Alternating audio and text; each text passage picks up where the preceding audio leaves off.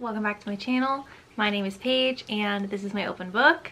In today's video, I've got another weekly wrap up for you guys.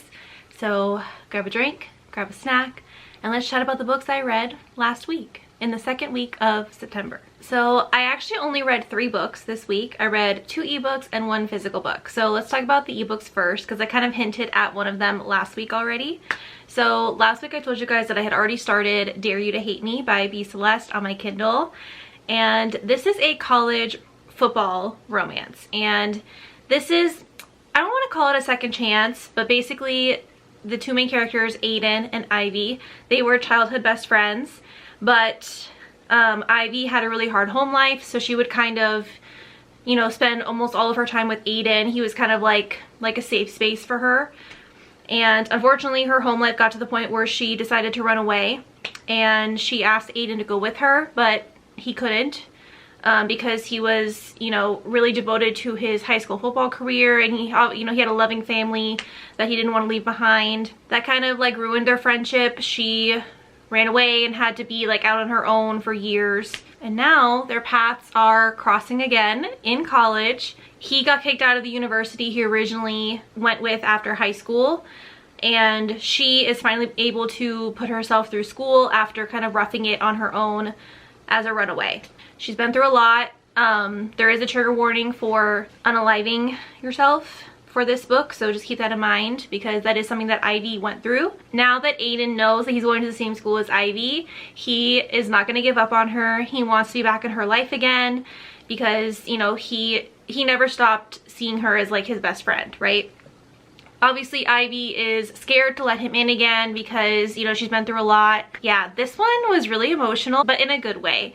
You are really rooting for these 2 to be together, but you're also rooting for them individually to kind of like, you know, do what's best for them at the same time. So I really like that about this romance. Yeah, I ended up giving this 4 stars because I really liked it. You guys know I love when there is friends to lovers involved, and I love when there is history between the 2 characters, and I love when I get like flashbacks to like how they were friends when they were in high school versus how they're trying to, you know, start a new friendship now. And just the way that Aiden is there for her is so amazing. And there's also some good spicy scenes in here, which Ivy is very experienced, not necessarily for the best reasons, but that's just what she had to do. And Aiden, on the other hand, is not as experienced. I'm just gonna put it out there. Yeah, it was really good, and I was really excited to continue the series, so I did. I hopped straight into the second book of the series called Beg You to Trust Me, and this one was a little bit different. So still the same college, the same sports team, so except this time we're focusing on the football player of Danny, or his name is Daniel, his last name starts with a J. Can't remember what it is, so everyone calls him DJ, but I love how she's the only one that calls him Danny. That part was really cute. But anyway, the female main character is Skylar. She's a freshman, and then Danny is in his senior year. Unfortunately, Skylar does not get the best start. If you look at the trigger warnings for this book, you'll know what happened to her. But basically, just like the title says, she has to learn how to trust Danny. He is obviously attracted to her right from the get-go, but she is still in a really dark place, and she's like not able to be in a relationship because of what happened to her in the prologue of this book. So, but Danny doesn't know that that happened to her. They kind of get off on the wrong foot because he puts his foot in his mouth and says some really ridiculous things that to her come off like totally the wrong way. And he feels really bad about it, and he just like can't stop thinking about her. He decides that they're gonna be friends, and he truly means that. It's not like, oh yeah, let's be friends. No, like they really develop a true friendship in a time when she doesn't really have any other friends that are close enough for her to rely on. So that was honestly my favorite part of this book, was seeing them become friends and the bond that they have. Like they really are like kindred spirits, I feel like, in that way. And I loved their personalities. DJ totally gives like golden retriever energy, and then you have Skylar, who is really fun and quirky, but she's kind of like socially awkward. So like we can all relate to that. Unfortunately, that's where this book lost me though. This one, I did not like how they were as a couple, like when they finally crossed that line from friends into more. The miscommunications that they had were really silly. Like it felt like they would finally have a sweet moment where they would be on the same page, and like one of them would like say the wrong thing, like barely, and then it would turn into this big fight, and then she would think that they're broken up, and he's like, no, we're not broken up, we just had to fight. Or I don't know, it just, their relationship seemed very immature, and I understand that she's only 19, but he's a senior. I don't know, this felt more like a high school relationship than a college relationship in my opinion.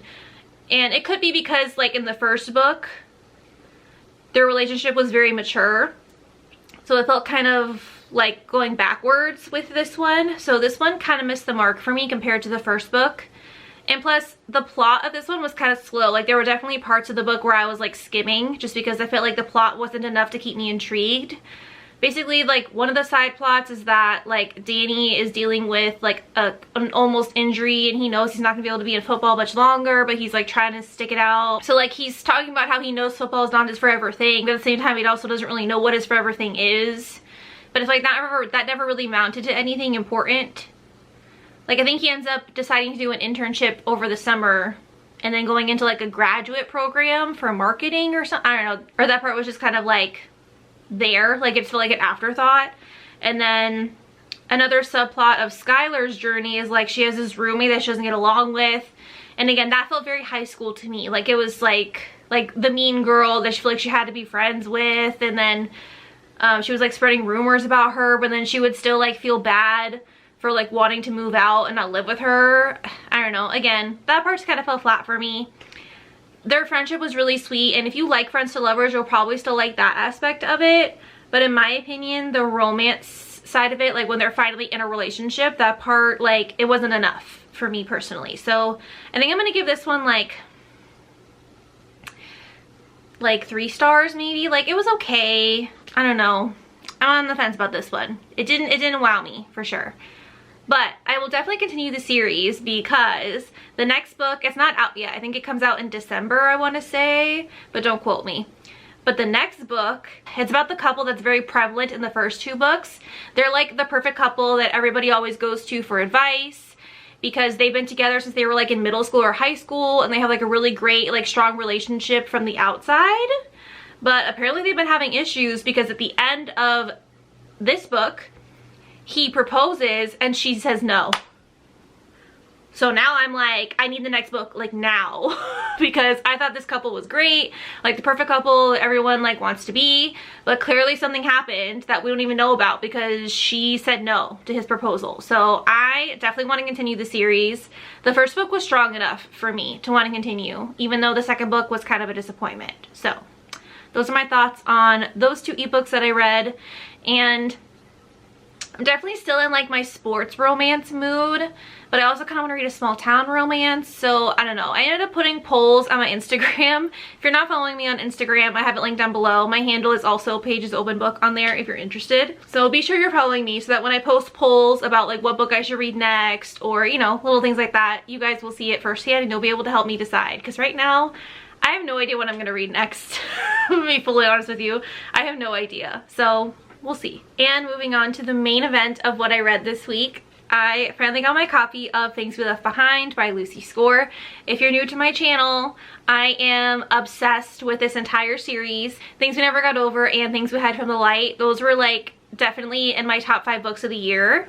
I love those books so much. I was obsessed. Like those are definitely like God tier, like I would give them 10 stars if I could level, okay?